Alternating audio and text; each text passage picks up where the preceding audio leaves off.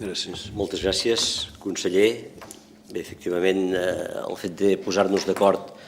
3 departaments del govern del país, del govern de la Generalitat, per impulsar aquesta eina, aquesta acreditació, estic convençut que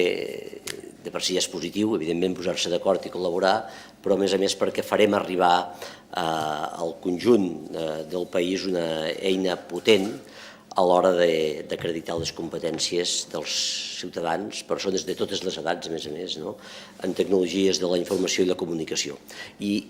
diguem tecnologies de la informació i la comunicació perquè ja no toca dir noves tecnologies de la informació i la comunicació que són imprescindibles en el món que ens toca viure avui, imprescindibles en les relacions personals, però imprescindibles en les relacions laborals, imprescindibles també amb la vertebració, amb la cohesió del nostre país.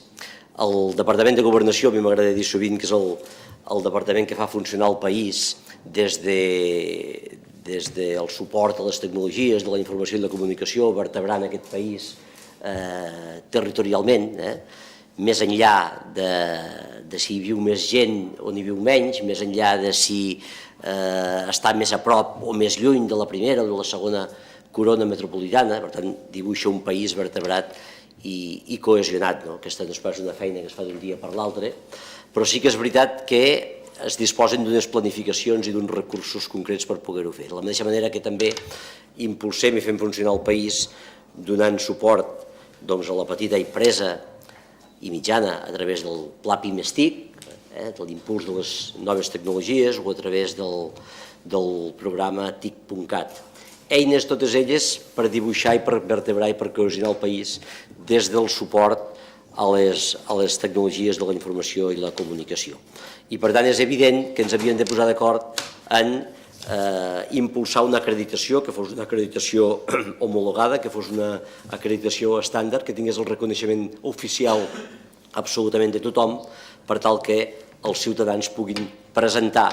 allò negre sobre blanc, el seu carnet, que podria dir algú, el seu carnet d'ordinadors, el seu carnet de coneixement de com funcionen els ordinadors i com funciona la informàtica, com funcionen les tecnologies de la informació i la comunicació. De la mateixa manera que avui ningú dubte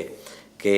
hi ha un reconeixement clar pel que fa als certificats de català, de coneixements de la llengua catalana, per tant de nivell A o de nivell B o de nivell C, d'aquesta mateixa manera s'estem impulsant aquesta acreditació per demostrar precisament la competència en l'àmbit de les tecnologies de la informació i la comunicació amb certificats de nivell expedits pel Govern de Catalunya, pel Govern de la Generalitat. I per tant, aquí voldria remarcar en primer lloc que aquesta és una iniciativa pionera a nivell europeu. Existeix un tipus d'acreditació semblant però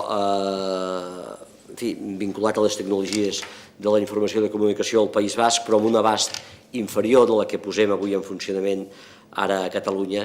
i obert al conjunt de la ciutadania. Quins són els principals objectius d'aquesta acreditació? Home, doncs, millorar, promoure un ús eficient de les tecnologies de la informació i la comunicació des d'un punt de vista social i econòmic. A través d'aquesta acreditació, a través de l'ACTIC, s'avaluarà la competència digital, és a dir, com s'apliquen els coneixements, com s'apliquen les habilitats, com s'apliquen les actituds que es posseeix qualsevol ciutadà en l'àmbit de les TIC per assolir objectius amb eficàcia i amb eficiència. Cal tenir en compte que, a més, s'incorporen continguts des d'una perspectiva global de la societat del coneixement. Per tant, aquestes proves, aquestes acreditacions, tindran en compte la cultura digital, tindran en compte les bones pràctiques i tindran en compte també el civisme digital.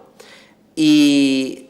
d'aquesta manera s'estableix aquesta acreditació estàndard de qualificació professional i de formació en tecnologies de la informació i la comunicació amb uns paràmetres universals que serviran per qualsevol empresa, serviran per qualsevol administració pública, per tant, molt útils, necessàries, imprescindibles per qualsevol persona també que vulgui accedir al món laboral a l'hora de definir, a l'hora de dibuixar el perfil d'un currículum, posem per cas, per accedir a una ocupació. Voldria destacar, però, que aquesta acreditació també està pensada per fomentar la integració de les empreses i la integració de la ciutadania al conjunt de la societat de la informació, per tant, contribuint, com deia la consellera Mar Serna abans, a la cohesió digital de la societat catalana. Per tant, en aquest sentit, el foment de l'accés i la utilització de les TIC, com deia molt bé, eviten de totes la fractura digital, eviten, per tant, el caminar, el circular fora de